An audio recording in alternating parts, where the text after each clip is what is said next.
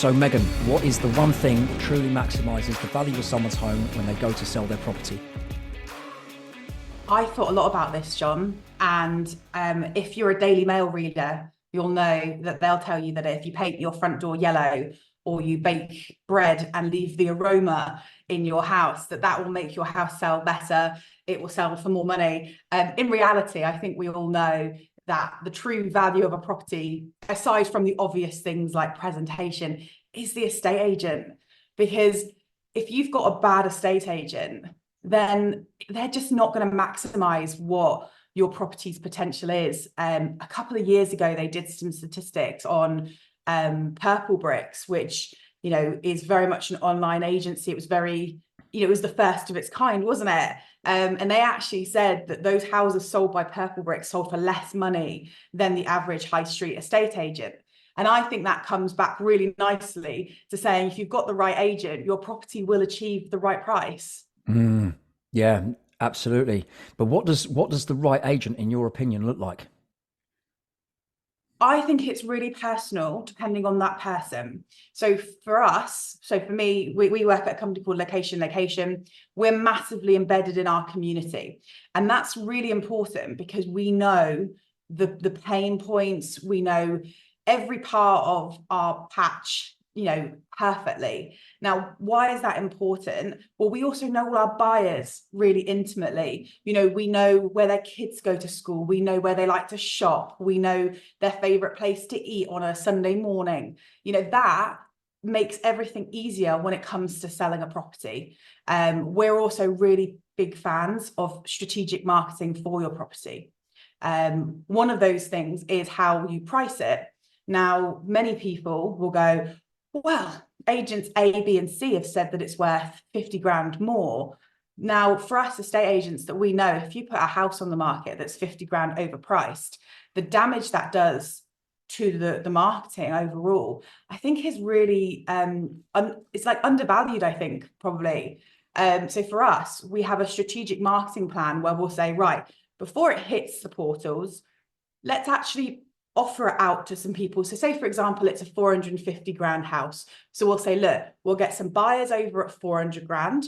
We'll get some buyers that have got a budget of 450, and we'll get some buyers that have got a budget of 500. We'll get them all round, all off market. And then let's take a view of all of their feedback. Now, if everybody at 400 is going, yeah, I'll buy it, we know maybe we could go a bit higher. If at 450, they're going, yeah, then actually maybe we are closer to the 500 mark. But if you're hitting it at 450 and people are going, no, I've seen a house around the corner, bigger garden, for less money, we know where your price point is before it's hit the market. Yeah, do you know, and I absolutely love that, and I'll tell you for the reason why. The amount of agents talking, forgive my language, but it's my podcast, but the amount of agents talking shit. And when they say these words, we are going to fully test the market at 500 grand. And they market the property at 500 grand and they're not fully testing anything. The only thing they're testing is the buyer's patience. That's it. Absolutely. And I think it's worth mentioning as well that if you're looking for an estate agent, that if somebody is pushing a higher price that's significantly higher than everybody else, ask them the question, are you paid on listing this property or are you paid on completion of this property? Because if they're being paid on a listing, they do not care what happens once you sign that contract. Because it just gets handed over to the it's a negotiators. different team. Yeah, totally. It's a whole different team. You're not going to deal with, John, who you met at the property. John's gone off. He's on to his next property. He's been paid. He does not care. And that is, I think, one of the biggest questions you can ask your estate agent when they're over to value your property. So I had and by the way, for me, and you may have done the same thing, but what I'm about to say to you right now is rare, is really rare. It's rare that I always err on the side of caution. And so I'm looking at what is actually the market doing? What is the appetite for that particular road? Yeah. What is the appetite for that postcode? What is the appetite for that flat in that building versus another flat in the same building? What's the appetite like? And so it's rare for me to go way over the money. But once I did, I basically said to this seller, listen, 530.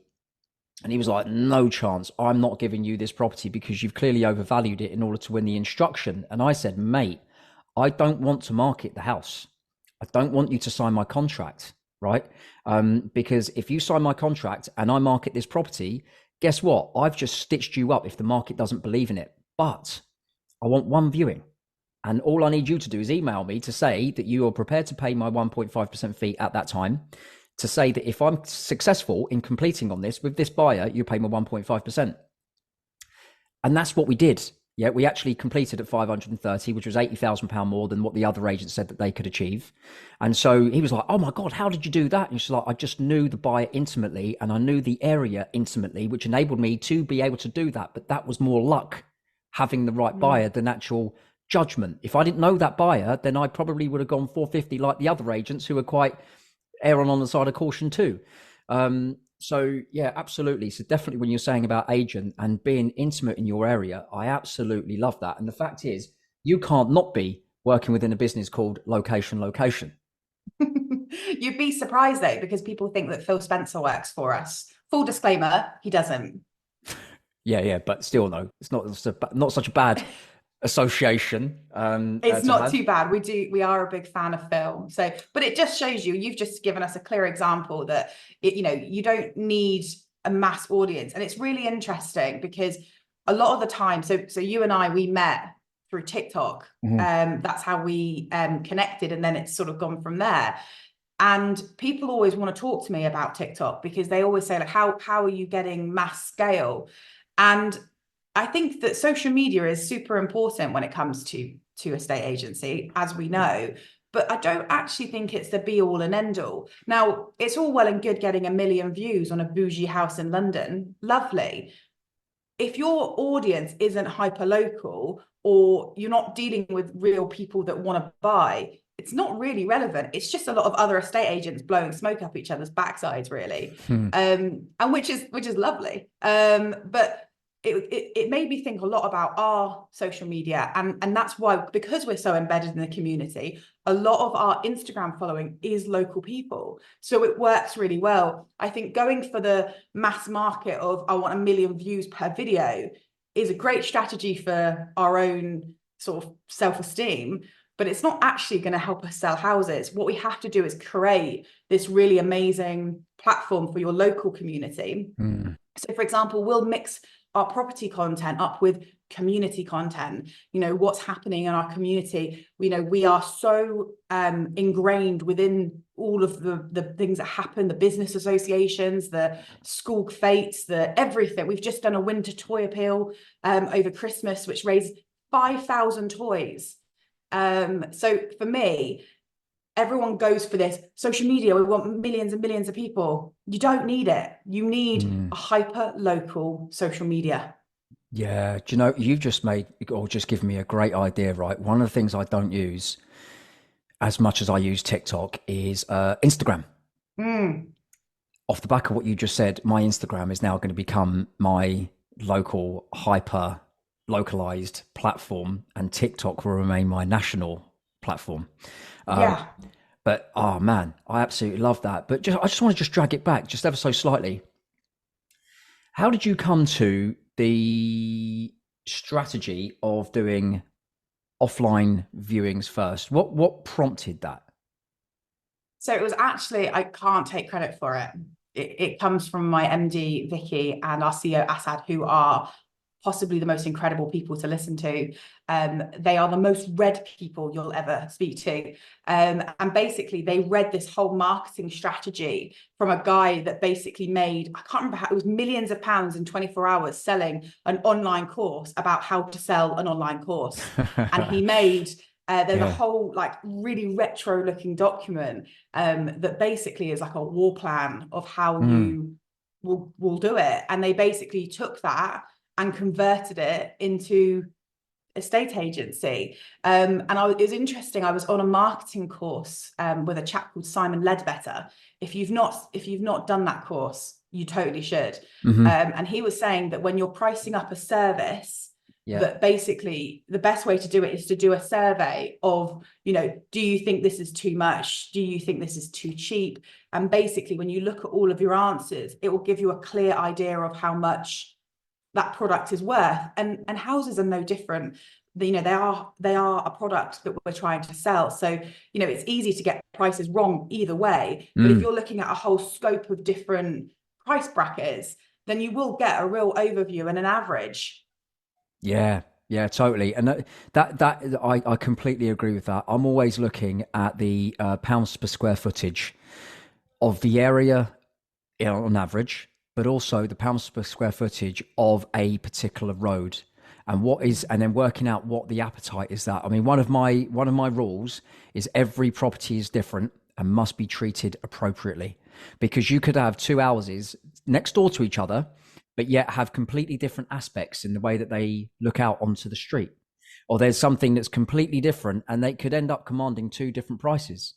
I've seen it where we've had one flat that best we got was 500 grand, a flat in the same building got 545 grand. Well, where did the difference come from? The difference come from because of the nuances, and being prepared to have those conversations with the sellers, that it's just like, just because you're in the same building doesn't mean to say you're going to guarantee yourself the same money as what the other flat got.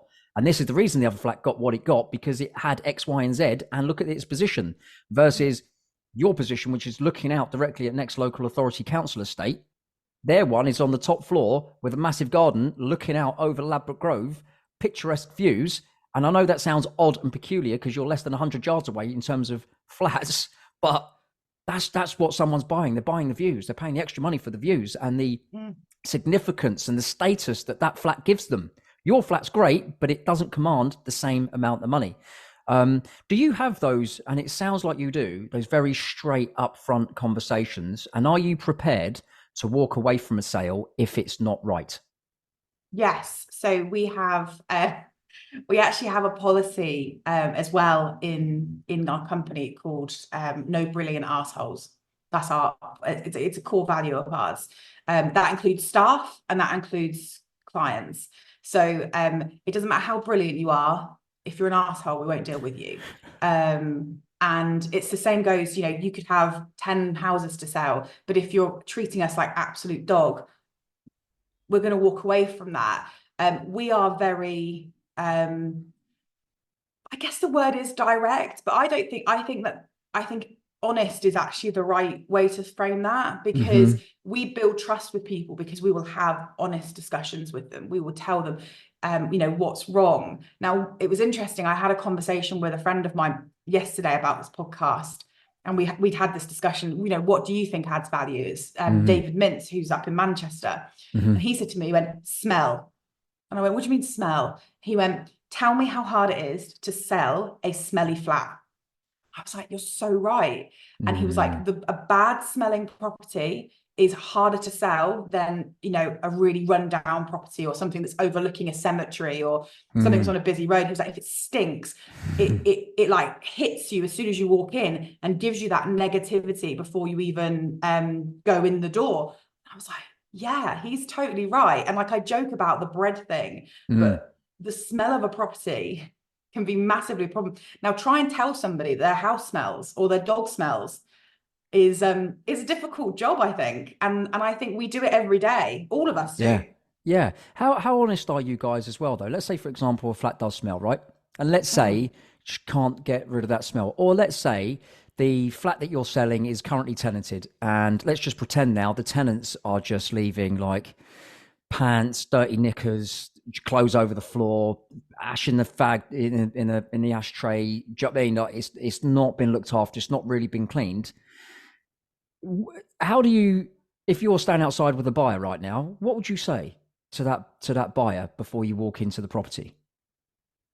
So I think I'd actually take it a step back first. I will come back and answer that, I promise.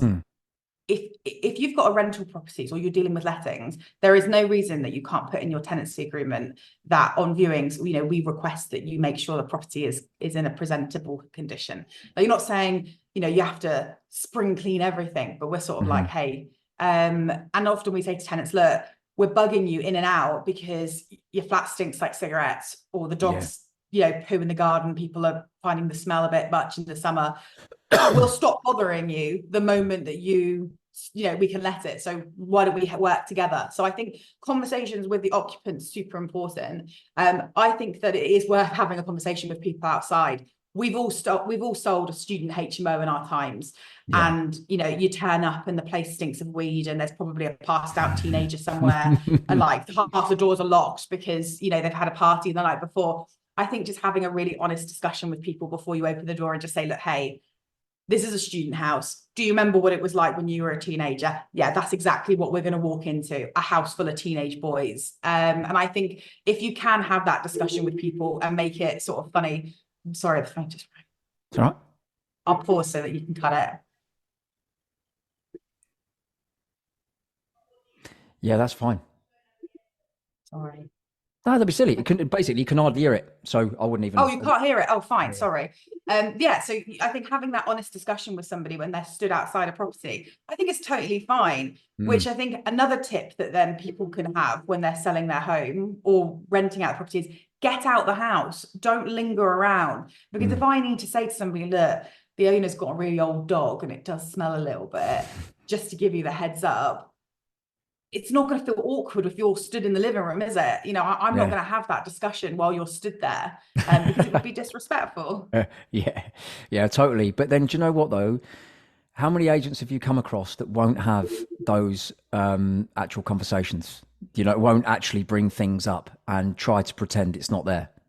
So many. I remember especially when I was a lettings manager, so I was out doing more appointments than what I would do more so now. And I would say to them, why isn't it letting? And I'd go do the viewing and I'd walk in and go, oh, that's why it's not letting. And I'd be like, why hasn't anyone said anything about this? But people just, I think, I do think there's a sort of a generational thing to that too, though. I know people give millennials a lot of stick. I'm a millennial through and through, but I've got like the strongest work ethic you'll ever find. But I will absolutely tell you if something's not right. Whereas I think perhaps that younger generation who's maybe a little bit more timid, they're used to digital conversations. My first day in agency, I didn't even have a CRM system. I used to use a Rolodeck, so I'm not even that old, really. It's just that I worked for a really old-fashioned company. Yeah.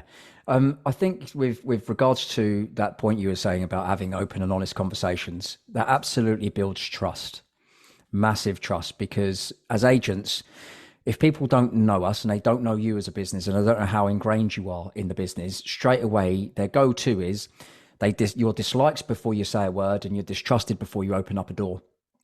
But actually having that honest conversation before you take somebody in, I think is so important, because one, it actually, for the seller or the landlord, it keeps the price high.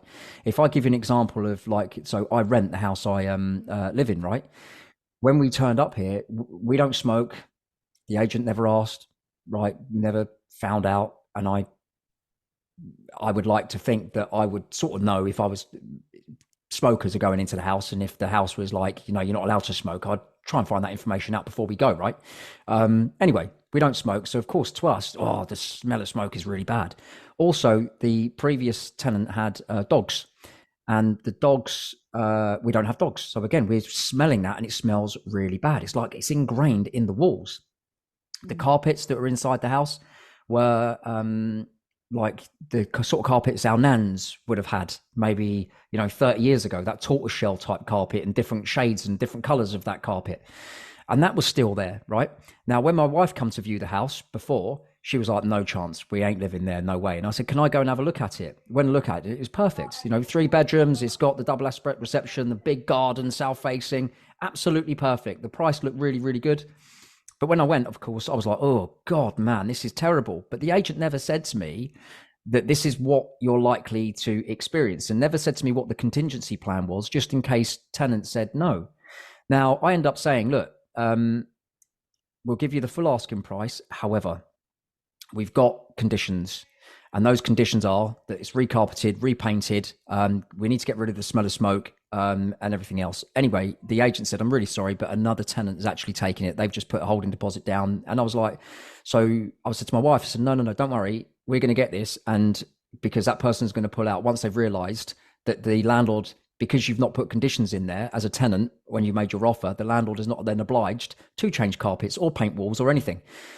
We got the place at the asking price, and got it painted and got all the carpets throughout the entire house changed, transformed the property completely, and the letting agent probably cost that landlord about 300 quid a month. Because they weren't prepared to have an honest conversation. They just wanted to get it on the market and get it let. But also, if that had been a house that you were selling and it was smelly, right? I think when you live in your own home, you do become nose blind.